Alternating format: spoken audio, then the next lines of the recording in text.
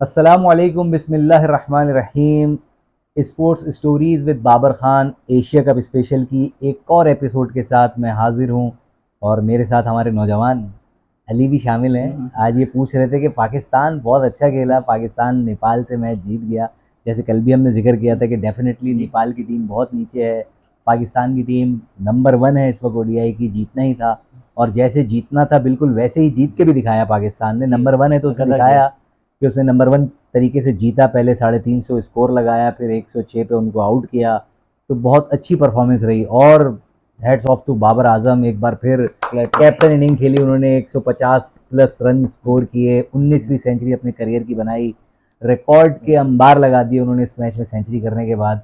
मतलब वो back to back score कर रहे हैं। लेकिन इस मैच की सबसे जो हाईलाइटेड चीज़ थी ना, वो इफ्तिखार की सेंचुरी थी। इफ्तिखार की पहली सेंचुरी है वनडे क्रिकेट के अंदर। और मतलब जिस मौके पे वो आए थे, उन्होंने बाबर के साथ पार्टनरशिप की और अब तक वो 3 फिगर इनिंग नहीं खेल सके थे। उनके लिए सेंचुरी, बाबर तो हैबिचुअल है, वो तो सेंचुरी मारने की उसको तो आदत हो गई है, वो तो मारता ही है, वो तो किंग है। लेकिन इफ्तिखार के लिए सेंचुरी मारना बहुत बड़ा एजाज़ है। उसने सेंचुरी मारी और बड़े अच्छे मौके पे मारी। उस वक्त जब सब लोग ये बातें करने लग गए थे कि क्या फिर कोई अपसेट होने जा रहा है, आगे पीछे हमारे 4-5 खिलाड़ी आउट हो गए हैं, सिर्फ एक अकेला बाबर खड़ा हुआ है, रिजवान भी आउट हो गए, आते आगा सलमान भी आउट हो गए। तो उस वक्त आके इफ्तिखार का बाबर के साथ लंबी इनिंग खेलना, पार्टनरशिप बनाना 200 रन तक की, उसके बाद सेंचुरी बनाना, ये और फास्ट सेंचुरी बनाई उन्होंने, स्लो नहीं खेला, अच्छे स्ट्राइक रेट से खेला। तो बहुत अच्छा मैच हुआ। पाकिस्तान ने बहुत ज़बरदस्त विक्ट्री हासिल की। शादाब खान ने कमाल बॉलिंग की। उनकी बॉलिंग पे काफ़ी अरसे से तनकीद हो रही थी कि वो बैटिंग पे ज़्यादा फोकस कर रहे हैं, बॉलिंग पे विकेट नहीं ले पा रहे। वो हमारे स्ट्राइकिंग बॉलर हैं, लेकिन आज उन्होंने 4 विकेटें ली और अपना एक रोल दिखाया कि हाँ मैं बॉलर हूँ और मैंने दिखाया। फ़खर जमान और इमाम, हमारा ओपनिंग का जो प्रॉब्लम है वो अफ़गान सीरीज़ में भी नज़र आया। हालांकि अफ़गान सीरीज़ के अंदर इमाम ने बहुत अच्छी इनिंग खेली, मैन ऑफ द सीरीज़ रहा था, मैन ऑफ द सीरीज़ रहा। लेकिन फ़खर जो उनके साथ पार्टनरशिप दे रहे हैं वो नहीं दे पा रहे। हालांकि फ़खर अच्छे बैट्समैन है, उनकी डबल सेंचुरियाँ हैं वनडे क्रिकेट के अंदर और इसी और एक्सपीरियंस हैं और ख़ास तौर से उनको बड़े मैच का खिलाड़ी कहा जाता है। अब बड़ा मैच आ रहा है 2 सितंबर को, इससे बड़ा मैच नहीं हो सकता कोई। तो देखते हैं बड़े मैच का खिलाड़ी बड़े मैच में कुछ करता है कि नहीं करता है। मैं उनके कुछ रिकॉर्ड्स बताता चलूँ। उनकी ये 19वीं सेंचुरी है ओडीआई क्रिकेट के अंदर, यानी 19वीं सेंचुरी है। और अगर इनिंग की हम बात करें तो खाली 102 इनिंग्स के अंदर उन्होंने ये, यानी मैचेस तो उनके 104 हो गए हैं, लेकिन इनिंग्स यानी 3 इनिंग्स ऐसी थी, 2 इनिंग्स जिसके अंदर उनकी बैटिंग नहीं आई। 102 इनिंग्स के अंदर उन्होंने 19 सेंचुरियां बना ली हैं। हाशिम आमला का रिकॉर्ड था 100, मेरे ख्याल से 104 इनिंग्स का रिकॉर्ड था जो उन्होंने तोड़ा, 102 में कर दिया। ये उन्होंने उससे 2 इनिंग्स पहले सेंचुरी कर दी। और उसके अलावा जो उन्होंने इब्तदाई 10 सेंचुरियां की थी उसके लिए उन्होंने 68 इनिंग्स खेली थी।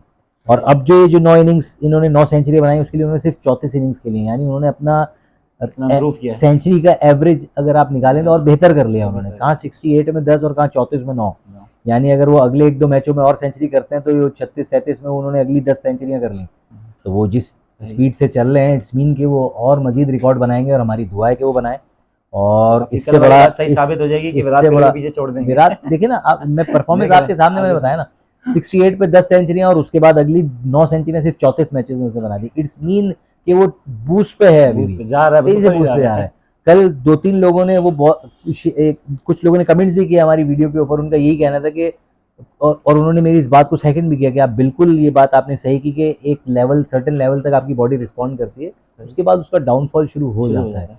तो विराट कोहली जो अब तक रिस्पॉन्ड कर रहा है वो अपनी उस मेहनत का फल खा रहा है, लेकिन आहिस्ता आहिस्ता एक वक्त आएगा कि वो उसको भी मुश्किल होगी अपने टारगेट को अचीव करने के लिए। क्योंकि अगर आपको पिछला सीजन उसका याद हो जिसके अंदर बाकायदा रिकॉर्ड लग रहा था कि अब तो 300 दिन हो गए, अब तो 1000 दिन हो गए, अब तो सेंचुरी नहीं आई, अब तो सेंचुरी। हालांकि वो 60 प्लस 50 प्लस स्कोर कर रहा था लेकिन सेंचुरी नहीं कर पा रहा था। जिसने उम्मीदें कायम की उस पे नहीं आ रहा। हाँ, क्योंकि उसने अपने स्टैंडर्ड इतने हाई कर दिए हैं कि वहां वो मीट नहीं कर पा रहा था। इसी तरह बाबर आजम ने भी स्टैंडर्ड इतने हाई कर दिए हैं अपने कि हम चाहते हैं कि वो हर मैच में वो सेंचुरी करना ही करना है उसने।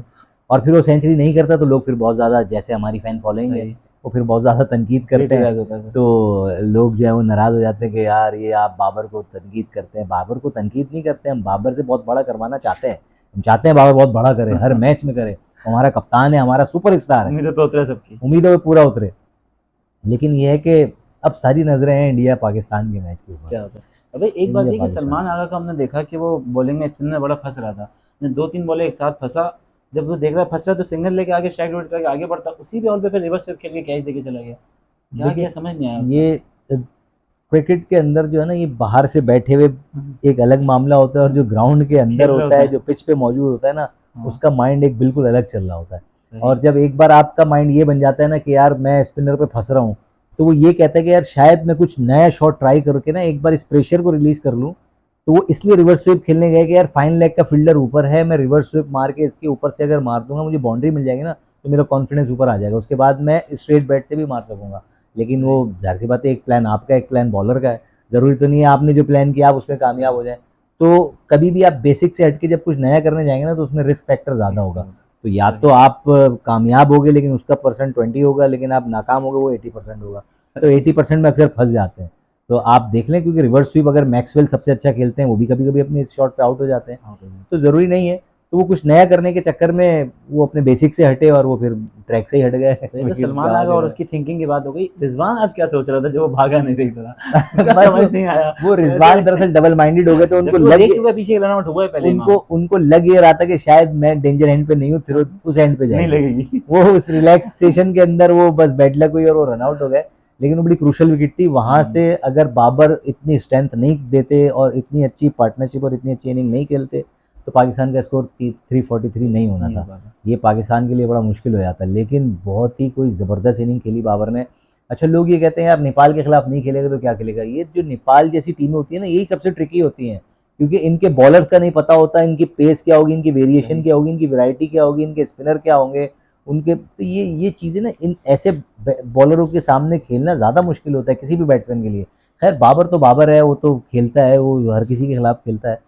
लेकिन ये कहना फैंस का या नकदीन का या जो बाबर के खिलाफ ही बोलते हैं कि यार वो बच्चों के खिलाफ कर ली तो क्या हुई। बच्चे क्रिकेट में कोई बच्चे, जब इंटरनेशनल मैच हो रहा होता है ना, तो कोई कोई बच्चा बच्चा नहीं नहीं खेल होता। रहा होता उसमें। कोई बच्चा नहीं होता, सब अपनी एफर्ट्स करके आए हुए होते हैं।